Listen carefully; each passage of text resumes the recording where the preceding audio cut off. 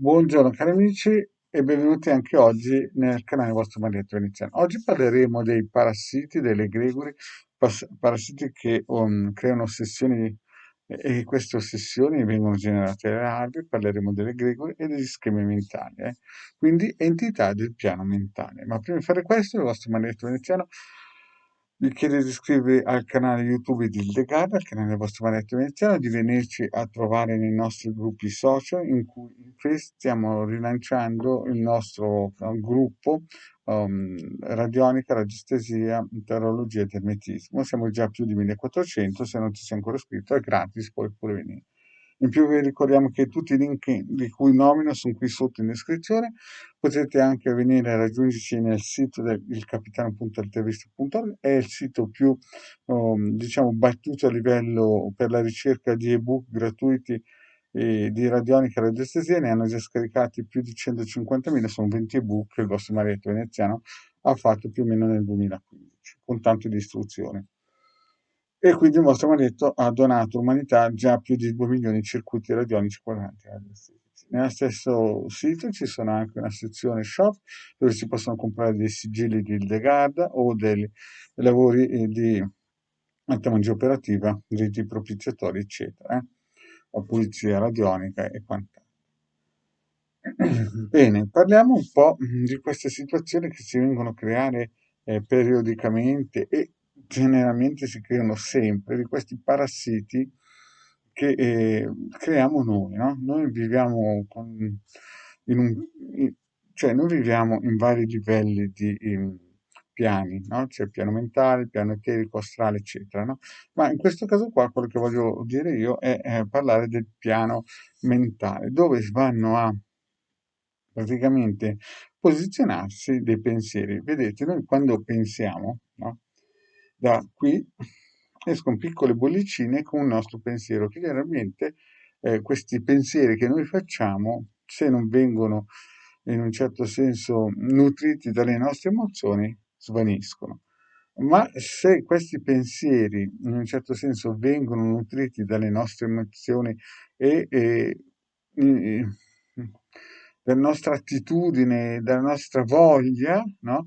Questi pensieri si nutrono di noi stessi e creano nel nostro piano mentale praticamente delle piccole larve, delle piccole ossessioni, no? Infatti molte persone vivono di queste ossessioni perché fondamentalmente loro stessi le hanno generate, no? All'inizio è solo un pensiero, ad esempio, guarda com'è bello quella cosa, quel signore o quella signora là, poi adagio adagio questo pensiero è nutrito dalla propria emozione e quindi di conseguenza diventa un'ossessione e quindi anche una larva e questa ossessione genera una larva. Questa larva però non sempre può restare da noi. Può essere, ad esempio, faccio un esempio, in un ufficio, no? Ci potrebbe essere un ufficio in cui magari una persona che sta dietro di voi è praticamente gelosa di voi e quindi chiaramente crea un pensiero, no?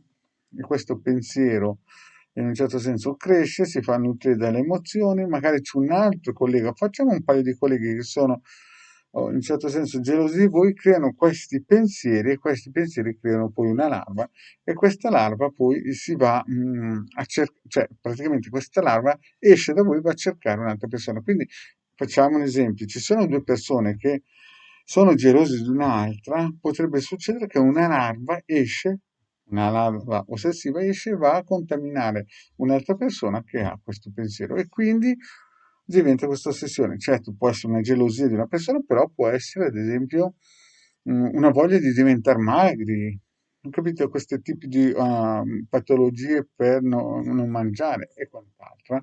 E quindi queste ossessioni vengono generate appunto da queste larve che sono poi dei nostri pensieri che si nutrono di queste emozioni. Ma di questa cosa qui ne avevo già parlato in un'altra pillola. Poi che non è da pensare o da interpretare come gli elementali, che sono due cose differenti.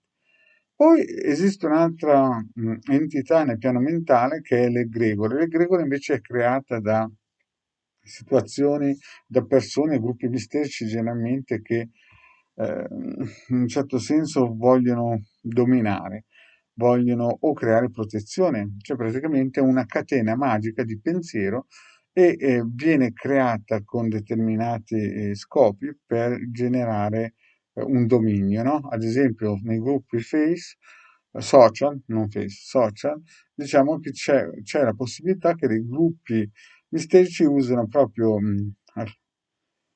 gruppi misterici usano i gruppi social per poter creare e alimentare queste egregore. Quindi anche lì bisogna stare molto attenti. Il vostro maretto veneziano vi ha spiegato tante volte che continuare a ripetere determinate frasi alimenta solamente, prima in uno stato mentale, nell'entità del piano mentale, il parassita, no? Che magari all'inizio vi dà qualche soddisfazione e poi chiaramente va a alimentare l'egregore. E poi c'è la terza soluzione che sono gli schemi mentali. Gli schemi mentali autoindotti, che praticamente li creiamo noi.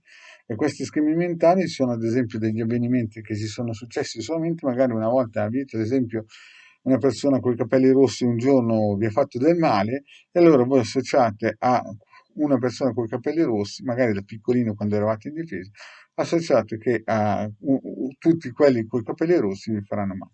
Quindi ci sono varie situazioni nel piano mentale, varie entità nel piano mentale che continuano a lavorare o a lavorare con voi o a lavorare contro di voi.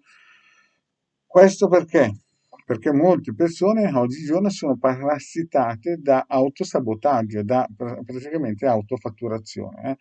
Quindi, e come si fa a togliersi da queste situazioni? Beh, se si è debole, si attivano i vari circuiti radionici per trasformare, ad esempio, i pensieri o situazioni negative in positive, oppure teoricamente bisognerebbe prima di tutto fare un bel lavaggio radionico di legare maledetto iniziale che costa 100 euro, oppure attivarsi mettendo di fare ad esempio dei pensieri ossessivi, ma questo qui chiaramente è, come si dice, l'isola del Peter Pan, no? L'utopia, nella realtà non è così facile, è più facile dire che farlo. No?